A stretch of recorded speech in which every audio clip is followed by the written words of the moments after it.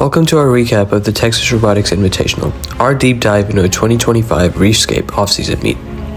Our team, the Pastabots, brought our FRC robot with a few new customizations and a brand new drive team ready to compete. It was a challenging event, but our team was determined. We finished the qualification matches with a record of 4 wins and 5 losses, learning and improving with every match. Our hard work paid off. We secured key victories in quals 40 and 45 with scores of 162 and 150 respectively, and we were honored to be noticed for our resilience. We were the second pick of Alliance 2, joining forces with our friends from Valor and Spring Constant.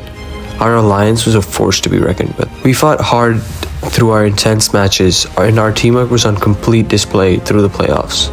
In these playoffs, we had a 2-2 record, including an incredible 162-point match in the semis 8.